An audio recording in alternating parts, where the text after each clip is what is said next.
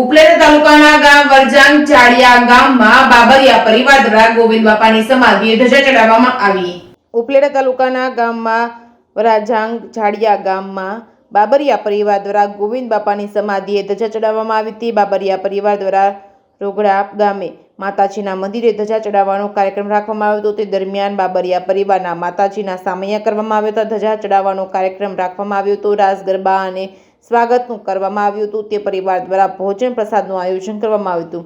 બાબરિયા પરિવાર સાથે મળી ઉત્સવ ઉજવવામાં આવ્યો હતો. Reporting by Arshi Ahir, Upleta.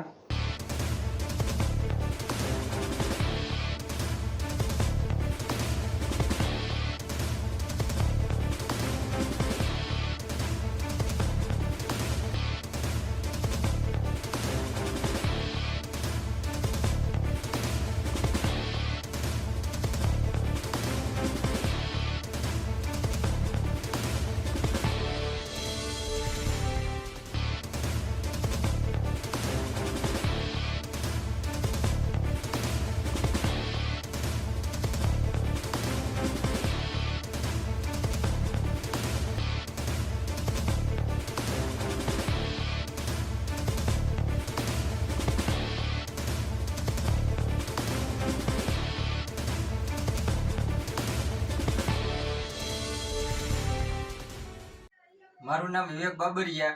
આજ રોજ બાબરિયા પરિવારના કુળદેવી શ્રી પીઠળાઈ માતાજીનો જન્મદિવસ અને ધ્વજારોહણનું આયોજન કરેલું હતું. તેની અંદર વરજાંગ ચાળિયા મુકામેથી આહિર સમાજેથી વાતે ગાતે સુરાપુરાની ડેરીએ અમારે ધ્વજારોહણ કર્યું.